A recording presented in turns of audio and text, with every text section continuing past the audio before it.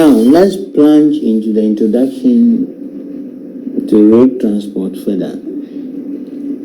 Road transport, as I told you, is the mode that has expanded the most over the last 50 years, both for passengers and freight transportation. Such growth in road freight transport has been fueled largely by trade liberalization as modal shares of trade suggest. So this is the result of growth of the loading capacity of vehicles and an adaptation of vehicle to freight, perishables, fuel, construction materials, or passengers, the school bus, demand for speed, autonomy, and flexibility.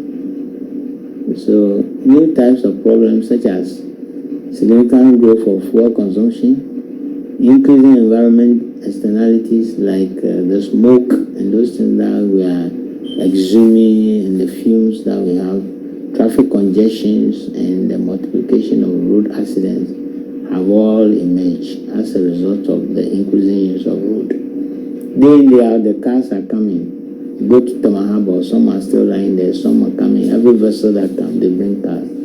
As Christmas is coming, people are bringing in sophisticated cars and they are crying, in spite of the cost and the taxes. So, road transport offers personalized services to competitive prices, door to door. That is the elimination of intermediary handling. They can even bring it to your bedroom. They come to your door and tell you that you have this cargo. They did everything and bring it to you. It also combines the qualities of flexibility, speed, and reliability, and ability to adapt to customer demands. So these are, the uniqueness of the road transport, or the advantages road transport can offer over other modes. So it's ideal for freight forwarders. For the freight forwarder, flexibility is a major asset. When the size of the consignment allows the possibility of using a full load, the availability of the means of transport gives the freight forwarder great freedom in the choice of type of vehicle, schedule, so itinerary, loading instructions, etc., to make it easier to coordinate the operation. Then we have the situations such more frequent in road haulage than in sea. We have the rail, the air, or inland waterway transport. But this situation is much more frequent in road haulage compared to other modes. So it's easier for individuals to own their own vehicles, prefer to, as there's no barrier to entry. If it's a ship, it is not easy for an individual to buy a ship. And then, unlike vehicle, it is not easy for an individual to also own an aeroplane like a vehicle. You need big money. There is almost a perfect market for vehicle where demand drives the price. That's market determined prices. So it is relatively easier to obtain financing necessary for the purchase of those vehicles. So that you work and pay. People know that definitely when I work, I will pay. It's easier to outsource for road transport and give it to somebody. That I cannot do the transport, please do it for me. And the prices are attractive, but the profit margins are low. Then the frequently undercapitalized road haulage firms suffer from the lengthening of payment time. You load, the drivers are on your neck. I want my money, I want my money. If you don't have the struggle, then they come and then they put pressure on you. So, and regulations, especially with respect to safety aspect, is making a lot of firms reorganize their operation. The roads, the police are there, people are disturbing. Then the example, as a result of the recent spate of high-profile accidents, regulations are being tightened locally. Because of the flexibility of road transport, the lorry, it is highly used by freight forwarders. So road transport, however, possesses significant advantages over other modes. So the advantages, like I mentioned earlier on, the capital cost of vehicle is relatively small. This produces several key characteristics of road transport. Low vehicle costs make it comparatively easy for new users to gain entry, so which helps ensure that the trucking industry, for example, is highly competitive. Low capital cost compared to air or sea or train also ensures that innovations and new technologies can diffuse quickly through the industry. Another advantage of road transport is the high relative speed of vehicles. The major constraint being government-imposed speed limits.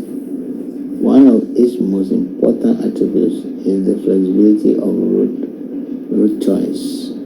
Once a network of roads is provided, road transport has the unique opportunity of providing door-to-door service for both passengers and freight. So these multiple advantages have made cars and trucks the most of choice for a great number of trips and have led to their market dominance for short trips. The road infrastructures are moderately expensive to provide.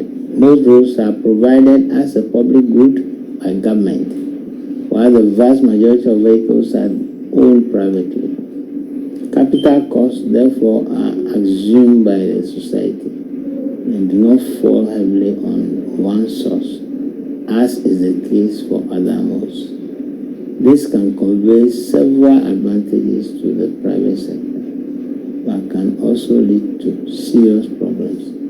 The main advantage is clear. The users of the road commonly do not bear the full operating costs, implying that road transport tends to be below real market price. Another important aspect about road is their economies of scale and their indivisibility, underlying that the construction and maintenance of road is cheaper when the system is extensive, but to a limit. However, all road transport modes have limited abilities to achieve scales of economics. This is due to the size constraints imposed by the government and also by the technical and economic limits of the power source. In most jurisdictions, trucks and buses have specific weight and length restrictions, which are imposed by safety reasons. Registration of a company at the Registrar General Department under the company's registration code 1963 Act 179, indicating business trucking company. So you have to register your company. And issuance of a certificate of registry and a certificate to commence business, so that you know that, like we do in freight forwarding, you register with the Registrar General, then at the same time they give you certificate to commence business, certificate of incorporation. They also register so that they can pay tax. The registration and issuance of commercial vehicle operating license, DVLA. Then commercial vehicle licenses must conform to the Road Traffic Act of 683, Section 38 and 39. For the company intending to operate under the international arena, IRST, there is a need to register with the trade association and comply with the International State Road Transport Regulations. That's the ISRT. Also read of the Road Traffic Act 683.